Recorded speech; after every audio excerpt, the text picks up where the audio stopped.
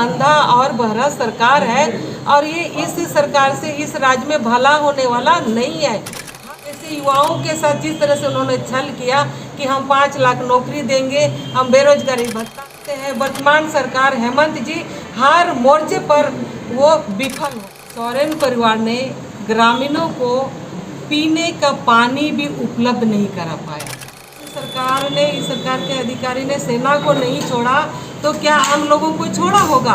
तो ये जांच कर। माननीय प्रधानमंत्री जी का 9 साल का कार्यकाल का उपलब्धि हम लोग आप लोग के सामने रखे हैं या रख रहे हैं। उसी 9 साल में पिछले राज्य सरकार का जो 5 साल का कार्यकाल था उसको भी हम लोगों ने शामिल किया है।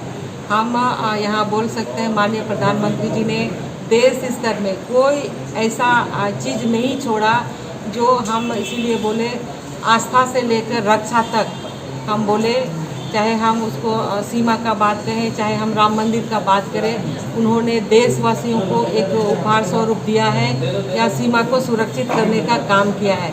साथ ही विभिन्न राज्यों में भी जहाँ आज पिछले 5 सालों में जो काम हुआ है वो भी संक्षेप में हम लोगों ने रखने का काम किया। जैसे दुमका का ही अगर हम लोग बात करेंगे तो माननीय प्रधानमंत्री जी ने दुमका में मेडिकल कॉलेज देने का काम किया था, जो कि पहली बार हुआ। इससे पहले भी जनप्रतिनिधि यहाँ हुआ करते थे, लेकिन यहाँ किसी ने मेडिकल क्षेत्र में काम नहीं किया, लेकिन माननीय प्रधानमंत्री जी ने यहाँ मेडिकल कॉलेज देने का काम किया। उन्होंने केंद्रीय विद्यालय देने का काम किया। उन्होंने इस राज्य का सबसे बड़ा पुल निर्माण कुमड़ाबाद से मकरमपुर वो देने का काम किया। जो बड़े शहरों में सुविधा हुआ करता है, कन्वेंशन सेंटर देने का उन्होंने काम किया। चूँकि झारखंड या संथाल परगना ट्राइबल बहुल इलाका है, इसीलिए अंतर्राष्ट्रीय स्तर का तीरंदाजी प्रशिक्षण केंद्र भी देने का उन्होंने काम किया। यहाँ पर मॉडल स्कूल देने का काम किया, फार्मासिस्ट कॉलेज देने का काम किया। ये तो हम बड़े काम बोल रहे हैं, बड़े लिस्ट इतना लंबा है कि आपके सामने उतना बोल पाना थोड़ा सा बहुत समय लगेगा, लेकिन हम इतना बोल सकते हैं प्रधानमंत्री जी ने इस 9 साल में जो पिछले 70 साल को भी पीछे छोड़ दिया, इस 9 साल में उतना कामी घटना घटती है लेकिन उनको दिखाई भी नहीं देता है और सुनाई भी नहीं देता है।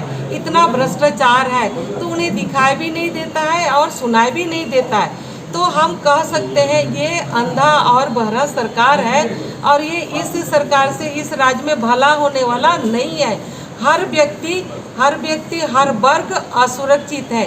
चुनाव में जिन वादों को लेकर आए थे और जिन वादों को लेकर कुर्सी उनको मिला है, वैसे जो वादों उन्होंने किया, जैसे युवाओं के साथ जिस तरह से उन्होंने छल किया कि हम 5 लाख नौकरी देंगे, हम बेरोजगारी भत्ता देंगे, हम संविदा कर्मी को हम परमानेंट करेंगे, इस तरह का इन्होंने जो काम किया।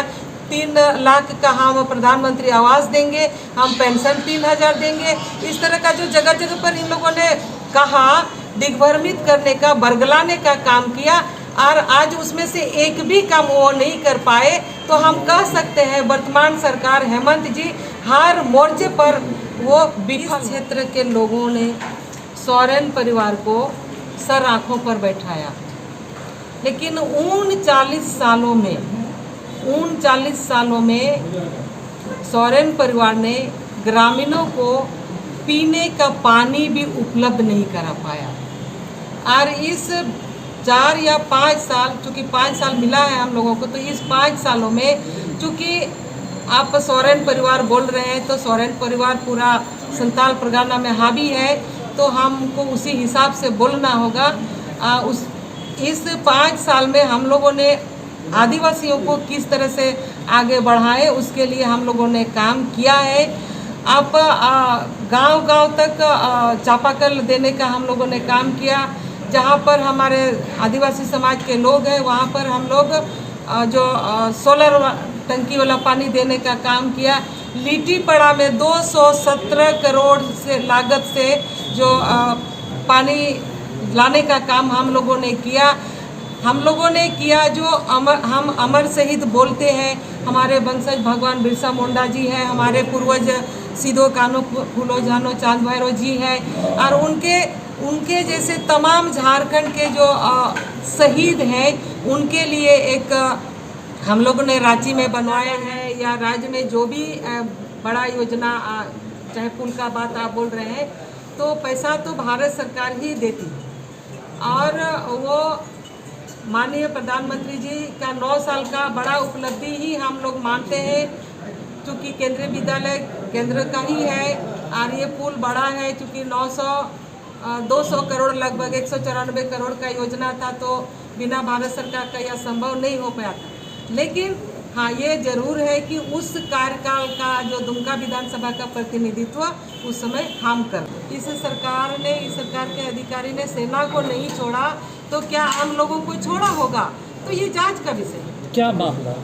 नहीं, जांच का विषय है कि जो सीधे सरल लोग होते हैं कि प्रशासन को उनका जमीन को किस तरह से सुरक्षित रखा जाए, उस पर पहल करना चाहिए। उस दलित परिवार से आपकी मुलाकात हुई थी? हाँ, हमारी मुलाकात है।